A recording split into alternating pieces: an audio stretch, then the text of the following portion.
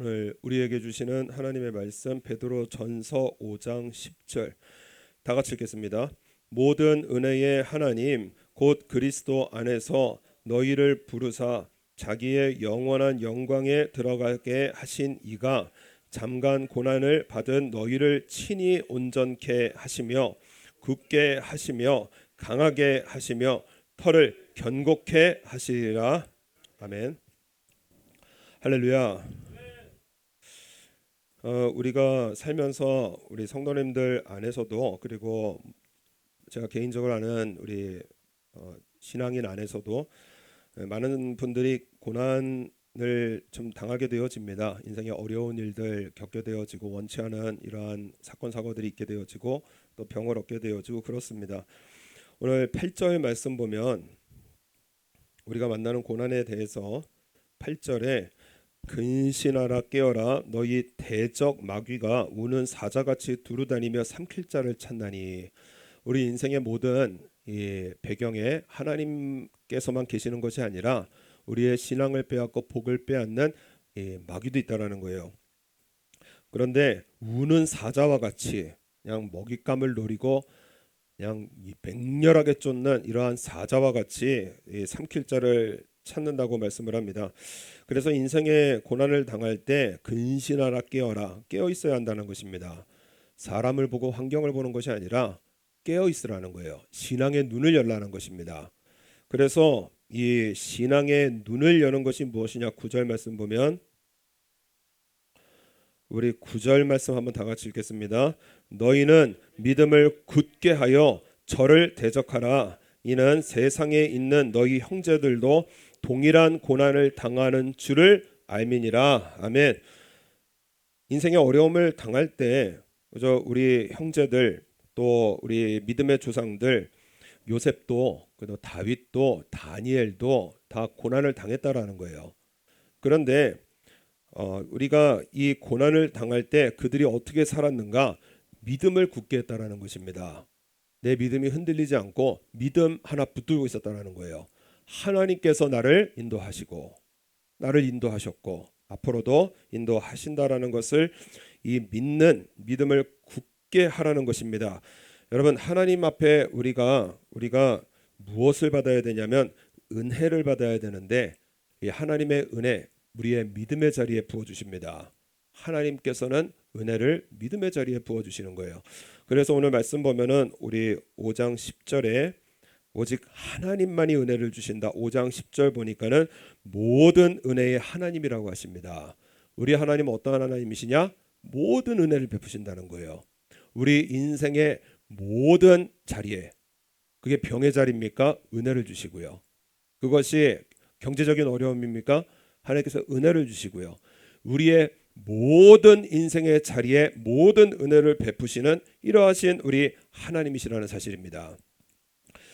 로마서 3장 23절 말씀 보면은 이 은혜에 대해서 말씀을 하시는데 모든 사람이 죄를 범하였음에 하나님의 영광에 이르지 못하더니. 그러니까 우리가 다 죄인이라는 거예요. 하나님 보시기에는 한 사람도 빠짐없이 은혜 받을 자격 없는 이러한 죄인이지만은 그리스도 예수 안에 있는 구속으로 말미암아 하나님의 은혜로 하나님께서 은혜를 베푸시는데 무엇을 보고 베푸시느냐? 예수님을 믿는 믿음을 보고 베푸신다라는 거예요. 그래서 값없이 의롭다 하심을 얻은 자 되었느니라. 여러분, 은혜의 초점이 무엇이냐? 나는 은혜 받을 자격이 없습니다. 그런데 예수님을 믿는 거예요. 그 예수님을 믿는 믿음을 보고 하나님께서 우리의 삶 속에 모든 은혜를 베푸시는 이러한 우리 아버지 하나님이심을 믿으라고 말씀을 합니다.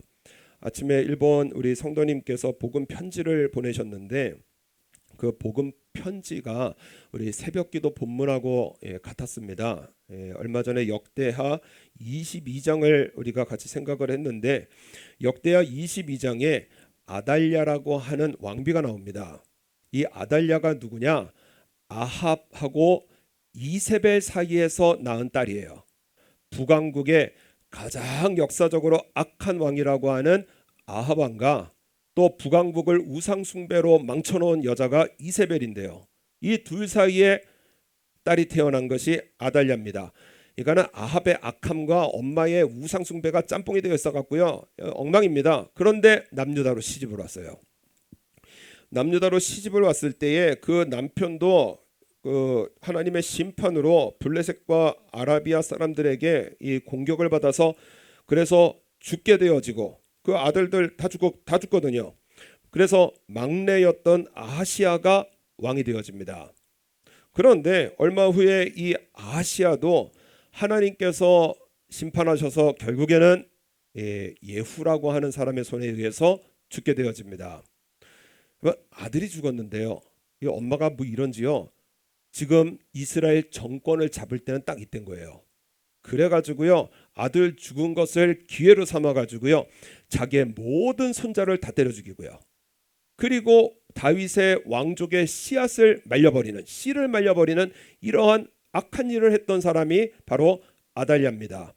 그래서 왕이 될 가능성이 있는 모든 왕족들이 다 이 아달랴 손에서 죽어나가고 있는 그 가운데 역대하 22장 11절 보니까는요, 왕의 딸 여호사부앗이, 지금 엄마가 이 왕자들을 다 죽이고 있는데요, 그 딸이 뭘 하느냐, 아하시아의 아들 요아스를 왕자들의 죽임당하는 중에서 도적하여 내고 저와 그 유모를 침실에 숨겨 아달랴를 피하게 한 거로 아달랴가 저를 죽이지 못하게 한지라. 여러분, 앞뒤 뭐 개연성도 없고요, 갑자기 왕의 딸이 나타나서요, 그래서 요아스를 구해내는 거예요. 여러분, 요아스가 이때 막 태어났을 때입니다. 태어난 지 얼마 안 됐을 때예요. 그런데 이 왕의 딸의 손에 의해서 도움을 얻게 되어지고 하나님의 전에 6년을 숨어 있으면서 그리고 7살 때 왕이 되어집니다. 여러분, 막 태어난 요아스가 아무것도 할 수 없는 갓난아이입니다. 자기를 지킬 수도 없고요, 자기 힘으로 도망갈 수도 없는 갓난아이인 거예요. 그런데 이 요아스가 죽음으로부터 구원받고 그 7살 어린 나이에 왕이 될 수 있었던 그 모든 배경에 누가 계시느냐? 하나님께서 계시고요, 약속을 지키시거든요. 다윗의 왕위가 장구하리라 하신 그러한 약속을 지키시는 하나님이시고요, 모든 이러한 피해 폭풍이 부는 가운데서도 요아스를 구원하시고 어린 나이에 왕을 세우시는 이 모든 것이요, 여러분, 우리 하나님의 은혜입니다. 그래서 여러분, 인생의 고난 앞에 우리 사람들 잘난 듯이 살아가고 힘 있는 듯이 살아가는데요, 우리의 삶 속에 가장 필요한 것이 무엇이냐? 하나님의 은혜입니다. 여러분, 고난 앞에서 할 수 있는 게 없어요. 그래서 우리 뭐 능력이 있으면은 잘 살 수 있을 것 같은데, 우리 인생에 정말 생명과 직결되어져 있는 고난은 우리의 삶에서 할 수 있는 게 없더라고요. 그때 우리 하나님 앞에 구해야 될 것이 무엇이냐? 주여 은혜를 베풀어 주옵소서. 하나님의 은혜를 베풀어 주옵소서. 마음 확 상하고요, 마음 낙심되고요, 눈물 나고요, 고통스러울 때요, 여러분, 이건 못 이겨냅니다. 저 사람 미워 죽을 판인데요, 여러분, 사랑하라. 이건 뭐 사랑, 여러분, 우리에게 가능성이 있는 것이 아니에요. 인생이 하늘이 무너진 것 같은 이러한 경제적인 고통, 어려움 속에서도 일어나서요, 그래서 앞을 향해서 걸어가는 거, 여러분, 우리 인간의 힘으로요, 이게 쉬운 일이 아닙니다. 불가능에 가까워요. 그래서 우리가 구해야 될 것이 무엇이냐? 주여 뭐를 달라고요? 한번 따라하겠습니다. 하나님의 은혜를 부어 주옵소서. 이 마음에, 이 인생에 주여 은혜를 부어 주옵소서. 하나님의 은혜를 부어. 우리가 다 알고 기도해서요, 하나님께서 응답하시는 것이 아니고요, 내 죄를 다 알았기 때문에 하나님께서 우리를 용서하시는 것이 아니고요, 우리는 하나님 앞에 은혜를 구하는 것이고요, 죄를 깨우쳐 주시고 우리의 삶을 해석하게 하셔서 그래서 하나님의 인도하시는 회개와 순종의 길을 걷게 하시는 것이, 이것이 바로 하나님의 은혜가 되어집니다. 그래서 은혜를 받으면 어떤 일이 벌어지느냐? 고난을 바라보는 눈이 바뀌어집니다. 우리 10절 말씀 보면, 모든 은혜의 하나님 곧 그리스도 안에서 너희를 부르사 자기의 영원한 영광에 들어가게 하신 이가, 이 고난에서 말씀을 합니다. 잠깐 고난을 받은 너희를 친히 온전케 하시며. 고난을 뭐라고 하느냐? 잠깐 받는 거라는 거예요. 여러분, 우리 인생에 여러 가지 어려움이 있으면은 팍 주저앉아서 눈물 나고 절망되고 고통스러워하는 이유가 무엇이냐?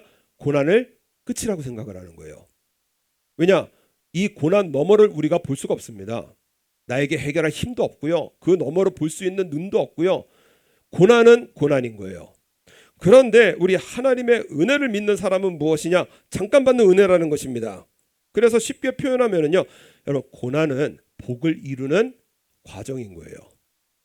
고난은요, 복을 이루는 하나의 과정일 뿐이라는 것입니다. 요셉의 노예의 생활이 복을 이루는 총리가 되어지는 하나의 과정이었고요. 다니엘의 사자굴도요, 하나님께서 민족의 구원을 위한 하나의 과정이었고요. 우리는 왜 노예가 되어지고 왜 사자굴이 있고, 여러분, 신앙이 없으면은요 불평 나오고요, 신앙이 없으면은 원망 나오고요, 신앙이 없으면은 비판이 나오는데요, 하나님을 믿는 사람은 나는 모르지만 볼 수 없어요. 그러나 내 인생을 하나님께서 인도하시고 인도하고 계시고 앞으로 인도하실 하나님이시기에 하나님을 믿기 때문에요, 여러분, 고난은 복을 이루는 과정이라는 거예요. 잠깐 지나간다라는 거예요. 그래서 여러분, 우리 인생에 가만히 생각을 해보니까는 좋은 것은 그냥 이루어지는 게 잘 없습니다.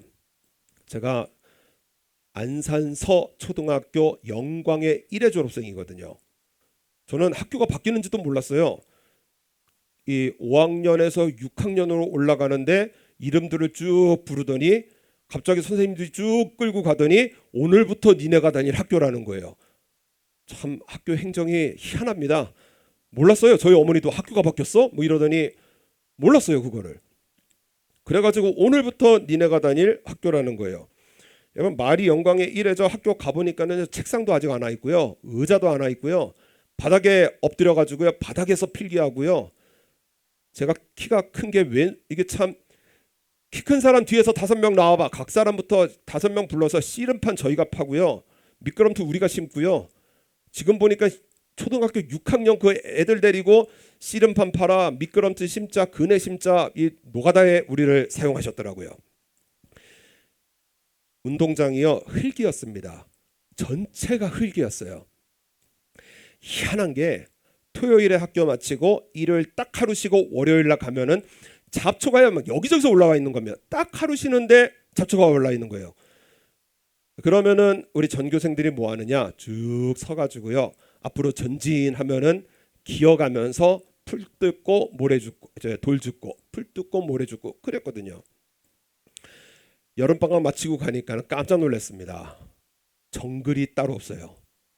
운동장 전체가요, 무슨 남미에 있는 밀림처럼요, 잡초가 얼마나 자라는지 일주일 내내 뽑았거든요. 그래서 여기저기에서 우리 학생들이 막 그냥 불평 쏟아놓는데, 제가 그때 기억나는 게, 왜 잡초만 나오는 거야? 쑥이 나오면 우리 할머니가 와서 다 뜯어갈 텐데, 쑥이 나오면은 그냥 엄마랑 할머니들이 와가지고 다 뜯어갈 텐데 잡초뿐이야. 왜 우리가 고생해야 돼? 왜 우리가 뽑아야 돼? 막 그런 말들이 쏟아져 나오는 거예요. 왜 딸기는 안 나오고, 왜 수박은 안 나오고, 이 좋은 것들은 왜 그냥 안 나오고 순 잡초뿐일까? 세상에 여러분, 좋고 빠른 것 중에서는 그다지 좋은 게 없더라고요. 그래서 빨리 뭘 번다, 빨리 성공한다, 빨리 뭐 한다, 여러분, 거기에 우리가 속거든요. 그래서 빨리 건강해진다, 약을 먹고요, 빨리 건강해진다, 그래서 뭐 좋은 거 자꾸 먹으려고 다니고요. 그게 아니더라는 거예요. 공부도 열심으로 해야 잘해지는 거고요, 몸도 운동을 해야 건강해지는 것처럼요, 우리의 영혼은 무엇을 통해서 건강해지느냐? 고난이라는 것을 통해서 건강해진다라는 거예요. 그래서 시편의 말씀에 보면은 내가 고난당한 것이 내게 유익이라는 거예요. 아니, 고난은 우리가 피하고 싶은 건데 시편의 기자가 고난을 당해보니까는요, 고난 속에 있을 때는 눈물 나고 고통스럽지만 고난당한 것이 내게 유익이라, 이로 인하여 내가 주의 율례를 배우게 되었나이다. 고난당한 것이 유익이라는 거예요. 야고보서의 말씀에도 이는 너희의 믿음의 시련이, 여러분 우리 인생에 달하는 시련이요, 무슨 시련이냐? 하나님께서 믿음 주기 위한 시련이시라는 거예요. 믿음의 시련이 인내를 만들어내는 줄 너희가 알미라. 인내를 온전히 이루라. 이는 너희로 온전하고 구비하여 조금도 부족함이 없게 하려 함이니라. 여러분 우리 인생에 고난 당할 때 우리 기도하지 않습니까? 하나님 복 주옵소서, 복 주옵소서. 여러분 하나님께서요 고난 없이 복을 주면은요 우리 영혼이 파리해지더라. 하나님을 잊어버리고요, 건방져지고요, 교만해져서요. 그래서 하나님 없이 살아갈 만한 것으로 자꾸 살아가는 것이 우리들이기 때문에요. 하나님께서 안심하고 복을 주실 수 있도록, 하나님께서 복을 주시되 안심하고 우리에게 은혜를 주시고 복을 주실 수 있도록요 우리를 단련시키시는 것이 무엇이냐? 시련이더라는 거예요. 그래서 그 시련을 당할 때 우리 하나님 앞에 우리가 해야 될 것이 무엇이냐? 인내하라는 것입니다. 버티라는 거예요. 말씀으로 버티고 찬송과 기도로 버텨 나아가서요 우리가 믿을 것이 무엇이냐? 우리 인생길이, 우리 지난번에 말씀드렸지만 하나님의 나라에 쓰레기통이 없다는 말처럼요 헛된 것이 없고요, 그리고 실패가 없다라는 거예요. 개인적으로 저도 뭐 여러 가지 어려운 일들을 당할 때 뭐 힘들거든요 사실은. 그럴 때 이제 목사니까는 나름대로 믿음으로 살려고 발버둥을 칩니다. 그러다가 하나님께서 슬그머니 도와주시더라고요. 그런데 참 감사한 것은 무엇이냐? 그런 일이 있고 나서 얼마 후에 저랑 비슷한 일을 당하는 성도님들이 상담을 오시더라고요. 이만저만한 일을 당했는데 어떻게 해야 됩니까?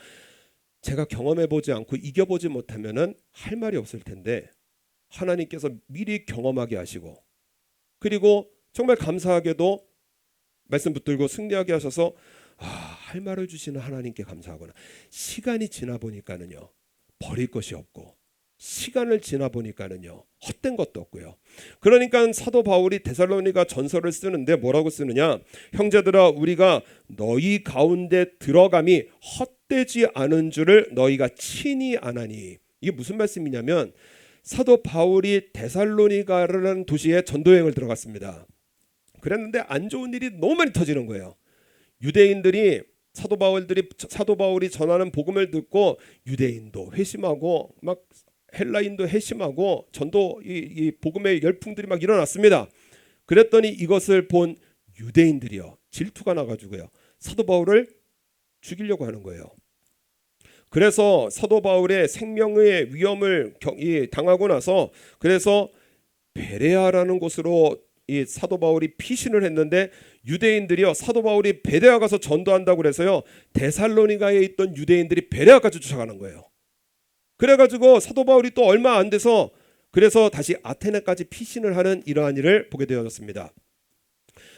신앙 없이 보면은요 데살로니가 왜 들어가서 내가 차라리 그 시간에 다른 곳에 가서 전도했으면, 차라리 복음 전도하는 일에 다른 도시에 가서 복음 전도했으면은 아니면 훨씬 더 열매를 많이 맺었을 텐데, 그렇게 생각할 수도 있거든요. 그런데 이 사도 바울이 되어지는 일들을 보니까는 데살로니가에 딱 3주 설교했거든요. 3주 전도여행했거든요. 그런데 데살로니가 교회가 세워지는 거예요. 그런데 그 교회가 어떤 교회냐? 사도 바울이 데살로니가 전서에 우리가 너희 무리를 인하여 항상 하나님께 감사하고 기도할 때에 너희를 말하면, 그러니까 사도 바울이 기도할 때마다 데살로니가 교회가 생각나는 겁니다. 감사하다. 참 좋다. 왜냐? 너희의 믿음의 역사와 사랑의 수고가 우리 주 예수 그리스도에 대한 소망의 인내를 우리 하나님 아버지 앞에서 쉬지 않고 기억함이니 하나님의 사랑하심을 받은 형제들아 너희를 택하심을 아노라. 실패처럼 보였는데요. 3주밖에 전도 못하고 쫓겨난 것처럼 실패처럼 보였는데 시간이 지나고 보니까는 하나님께서 은혜를 베푸시는데요. 교회가 세워지고요. 역사가 벌어지고요. 그래서 사도 바울이 로마서에서 하시는 말씀이 무엇이냐? 하나님을 사랑하는 자, 곧 그 뜻대로 부르심을 입은 자들에게는 모든 것이 합력하여서 뭐를 이루죠?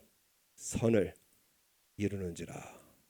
모든 것이 합력하여서 선을 이루는 거예요.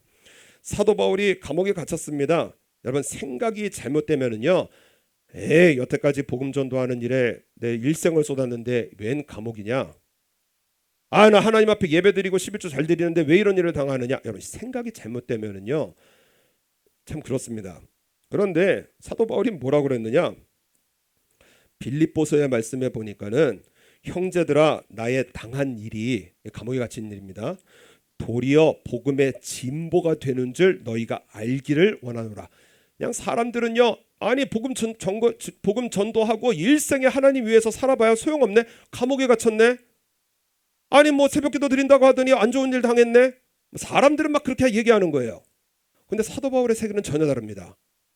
세상에 너무 행복한 거예요. 왜냐? 나의 매임이 그리스도 안에서 온 시위대 안과 기타 모든 사람에게 나타났으니 형제 중 다수가 나의 매임을 인하여 주 안에서 신뢰함으로 겁없이 하나님의 말씀을 더욱 담대히 말하게 되었느니라. 사도 바울의 감옥을 관리하는 이 담당관들이요, 하루에 오는 사람이 24명입니다. 두 사람씩 교대로 오거든요. 그러니까 사도 바울이 앉아서 뭐 하느냐? 오는 사람 일로 와봐, 일로 와봐. 그래서 복음만 전도하면 되는 거예요. 사도 바울의 생각이 전혀 다른 거예요. 왜 이 감옥이? 왜 이런 고통이? 근데 사도 바울은요, 하나님께서 인도하심을 믿으니까는요, 가만히 앉아 있어도 사람이 오네. 가만히 앉아 있어도 로마 병사들이 오네. 오는 사람 붙잡고 전도하는데요, 로마에서 복음이 전파되어지고요. 그리고 예수님을 믿는 이 일들이 일어나더라는 것입니다. 미국의 존경받는 아브라함 링컨이 일찍 부모님이 세상을 떠나는 바람에 15살에 집을 잃어버립니다. 15살이면 뭐 중학교 3학년 고등학교 1학년쯤 됩니까? 그래서 이 집을 잃게 되어지고 이 중학교 3학년 고등학교 1학년 그 나이에 길거리로 나앉게 되어집니다. 22살 때 뭔가 자그맣게 사업을 했는데 실패했고요. 23살 때 선거에 나갔는데 실패했고요. 25살 때 또 사업을 시작했는데 대실패를 해서 이 빚 갚느냐고 17년 걸렸답니다. 그리고 나서 28살 때 큰 병으로 고통을 겪고요. 30살 때 선거에 실패하고, 얼마나 선거를 실패 많이 하는지 50세까지 30살부터 50세까지 선거 실패만 7번이고요. 그리고 52세에 대통령 선거에 단성이 되어집니다. 52세까지요 인생에서 대실패만 겪은 게 27번이라는 거예요. 전기 읽어보시면은요, 한 번만 실패해도요 일어나기 어려운 실패를요 인생에 27번을 두들겨 맞은 사람이 아브라함 링컨입니다. 그런데 아브라함 링컨이 뭐라고 하느냐? 스케이트 타다가 넘어져서 우는 사람이 있습니까? 스케이트 타다가 넘어져 갖고 좌절하는 사람이 있습니까? 없다라는 거예요. 스케이트 타다가 넘어지면은요 툭툭 털고 일어나서 다시 타면 됩니다. 그냥 다시 타면 되는 거예요. 그러니까는 스케이트 타다가 넘어지면 다시 일어나서 다시 타면 되지. 그래서 선거에서 실패하면은요 밥을 신바람나게 먹고요. 그리고 이발소 가서 머리를 쫙 단장하고요. 그래서 뭐라고 하느냐? 배도 부르고 머리도 단정하니 마음이 새롭다라는 거예요. 할 수 있다. 다시 일어날 수 있다. 이것은 나의 새로운 시작이다 하면서 자기를 추스려서 나아갔던 이 힘의 근본이 무엇이냐? 어머니 사라가 주신 성경 안에서 자신을 깨우쳐 주시는 하나님이시라는 거예요. 성경 속에서요 하나님을 만나고요. 그 하나님은 어제나 오늘이나 영원토록 동일하신 하나님이시기 때문에요 자기를 인도하신다라는 거예요. 여러분, 그렇기 때문에 고난의 때에는요 우리 하나님께서 나를 부르시는 음성을 들을 때입니다. 고난의 때는 하나님께서 나를 부르시는 음성을 들을 때예요. 그래서 우리 10절 말씀 보면은 10절에 모든 은혜의 하나님 곧 그리스도 안에서 너희를 부르신다고 말씀을 하십니다. 예수님 안에서, 말씀 안에서 우리를 부르신다라는 거예요. 그래서 여러분 인생에 고난이 있을 때 하나님께서 뒷짐지시고 성경 주셨고 믿음 줬으니까 니네끼리 해봐라 아니시라는 거예요. 우리와 함께 계시고 우리에게 말씀하시고 말씀으로 나를 고치셔서 그래서 모든 위경에서 벗어나게 하시는 우리 하나님을 믿으라는 것입니다. 그래서 우리 인생은 이거 고쳐주옵소서, 이거 고쳐주옵소서, 이거 고쳐주옵소서. 하나님의 관심은 다음 문제예요. 하나님께서 가장 원하는 관심은 무엇이냐? 우리의 영혼이 하나님을 믿고 구원받고 하나님의 나라에 가는 것입니다. 그 증거가 무엇이냐? 우리의 삶의 회복으로서 믿음의 증거를 주시는 거예요. 전 국가대표 선수이자 신실한 크리스천인 이영표 선수가 있습니다. 어제 그 새로운 간증하시는 거 들어봤는데 월드컵 전에 4가지 기도 제목이 있었습니다. 한국이 16강에 진출하게 하옵소서. 이게 첫 번째고, 두 번째가 월드컵에서 예배로 하나님께 영광을 돌리게 하옵소서. 이게 두 번째고, 세 번째 그 월드컵을 통하여 유럽 리그에 가게 하옵소서. 그래서 이게 세 번째고, 네 번째가 유럽 리그에 가려면은 정당하게 군대를 빠져야 됩니다. 정당하게 군대를 안 갈 수 있도록 도와주옵소서. 4가지였어요. 그런데 이영표 씨가 이거 하는 말이 하나하나가 다 불가능하다라는 것입니다. 이 첫 번째 월드컵 16강에 가는 거는 우리 한국이 2002년 될 때까지요 예선전에서 한 번도 이긴 적이 없어요. 그리고 제가 그때 저 선명하게 기억하는데 어디 다른 나라 평가전만 했다면 4대0, 5대0 얼마나 두들겨 맞는지 시원하게 두들겨 맞아서 속은 시원하다. 한 번은 못 이기는 거예요. 그런데 16강에 진출하게 하옵소서. 말을 하면서도 안 믿겨지는 겁니다. 또 월드컵에서 기도하는 모습 예배로 영광을 나타나게 하옵소서.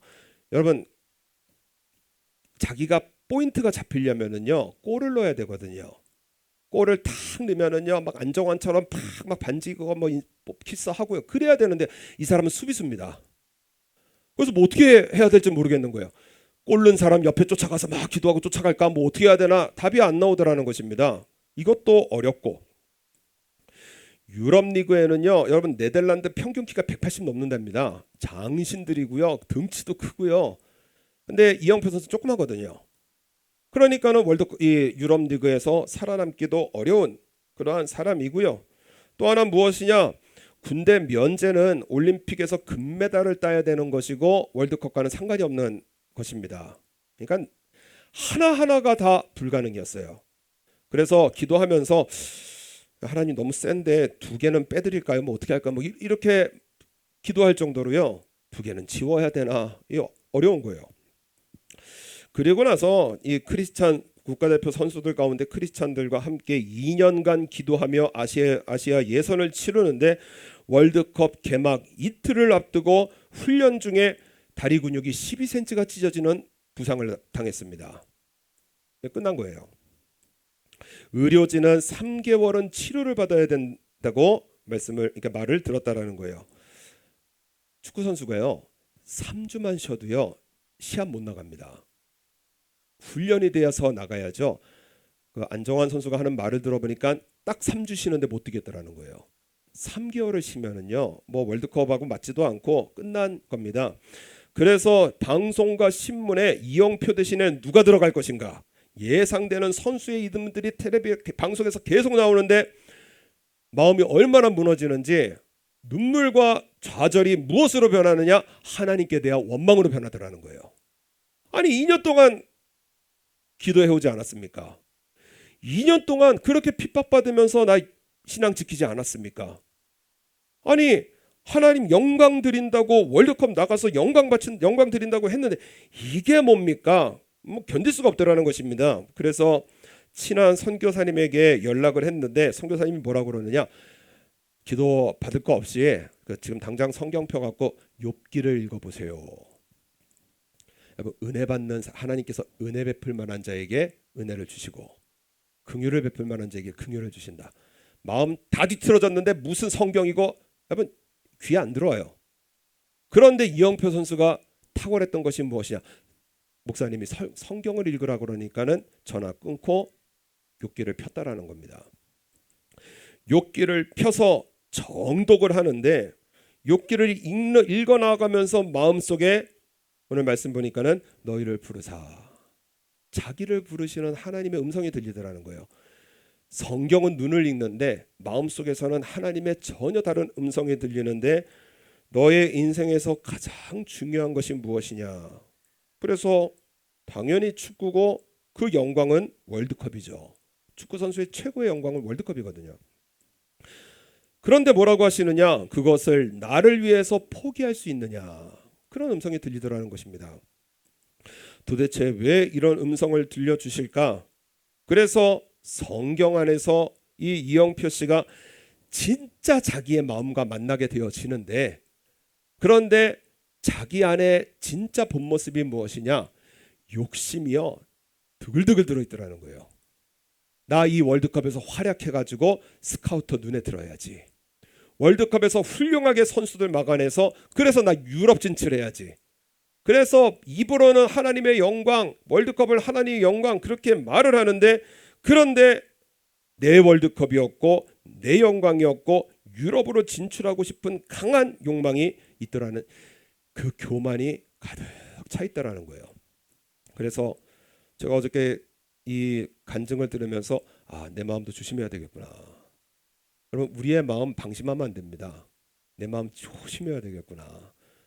그래서 설교하면은 그래서 우리 성도님들에게 제가 부탁을 드리는 것이 우리의 기도, 우리 원로 목사님께서 계실 때는 목회자를 위하여 이게 괜찮았거든요. 그래서 목사님이 계시니까, 그래서 원로 목사님이 계시니까. 그런데 제가 여기에 있고 목사님은 미국 가 계시고 목회자를 위한 기도만 하려니까 하나님 앞에 죄송스러운 거예요. 물론 기도가 많이 필요한 죄인입니다. 그런데 기도가 많이 필요한 부족한 사람이에요. 그런데 하나님과 동급으로 나가면 안 되겠구나는 마음에 조심스러운 감정이 생기더라고요. 그래서 목회자를 교회와 함께 기도를 부탁드려야 돼요. 그래서 두 번째는 무엇이냐? 우리 성도 간의 사랑을 위해서.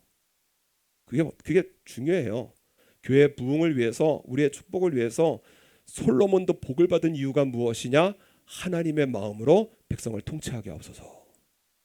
야베스가 복을 받은 이유가 무엇이냐? 하나님께서 나에게 주시는 복으로 지경이 넓어지게 하옵소서. 여러분, 이웃사랑이요 곧 나에 대한 복의 직결이더라고요.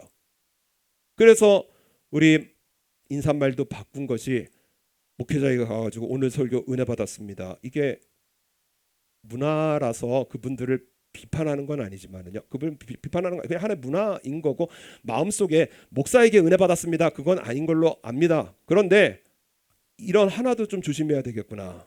그래서 우리가 우리 교회에서 이렇게 부탁드린 게, 모든 것이 하나님의 영광입니다. 오늘 말씀이 좋았으면은요 하나님의 영광이고요, 말씀이 나빴으면 제가 게을러 터진 겁니다. 모든 것이 하나님께 영광이 돌려져야 되는 거예요. 그래서 마음을 조심해야 되겠구나. 나도 모르게 영광 받고 나도 모르게 나아가고. 이영표 선수가 그렇게 하나님의, 여러분 이 이영표 선수는요 하나님, 이 축구 세계에서는 신실한 크리스찬으로 소문났던 사람이거든요. 그래서 선배들이요 이영표에게 심부름도 잘 안 시키고요, 뭔가 잘못됐을 때 왜 우리 남자들 세계에선 갈군다고 합니다. 야, 후배들 교육 똑바로 안 시켜? 이런 말조차 못했다라는 거예요. 왜냐? 이영표 선수 부르기만 하면은 교회 가시게요? 하도 전도하려고 그러니까는요, 야, 후배들 똑바로 교육 안 시켜? 예수님께서 서로 사랑하라 하시고 허물은 덮어주라 하시고 선배들께서 본을 보여주시면 따라오지 않을까요? 하도 이러고 있으니까는요, 또 하나님의 말씀으로 이러니까는 선배들이 말을 잘 못하겠으니까 잘 안 불렀다라는 거예요. 그 정도로 소문났던 사람인데 마음에요 욕망과 교만으로요 그냥 가득 차 있었다라는 것입니다. 욥기가 끝날 때쯤에 마음속에 되어지는 말이 무엇이냐? 월드컵을 포기하겠습니다. 그런데요, 이게 아프고 고통스러운 게 아니라요 마음이 기쁘더라는 거예요. 월드컵 지금 안 나가도 괜찮겠다라는 거예요. 월드컵을 포기하겠습니다. 내 사업을 포기하겠습니다. 내가 바라고 원하는 걸 포기하겠습니다. 그럴 때에 진짜 평안이 임하지고 행복한 마음이 들었다는 것입니다. 제가 이걸 보면서 정말 하나님의 기적이 우리의 삶 속에 하나님의 은혜가 있구나. 다음 날 통증이 약해지면서 걸어보니까 걸을 수 있겠다라는 거예요. 이해가 안 되는 일이기 때문에 국가대표 의료진에서 그 병원에서 잘못 진단한 거 아니냐고 말을 나올 정도로 이 특별한 회복이 있었습니다. 그리고 월드컵 개막식 때 이 훈련도 참가할 수 있을 정도로 회복이 되어지는데 그 전에 히딩크 감독을 만났습니다. 그 당시에 이영표 교체가 화두였거든요.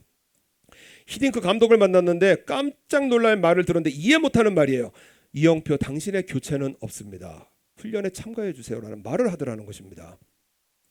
그래서 첫 번째 경기, 두 번째 경기 때 쉬고 세 번째 경기인 포르투갈전에 나아갔습니다. 이 영상을 한번 보도록 하겠습니다. 진정한 수려한 모습, 그 사람이 이영표 선수입니다. 윤기나는 머리. 오늘 또 더 많은 여성 팬들이 생기겠군요. 네, 지금 화면에 안 잡힙니다만 히딩크 감독이 본부석 쪽으로 지금 손짓을 하면서 네. 나왔다가 지금 들어가거든요.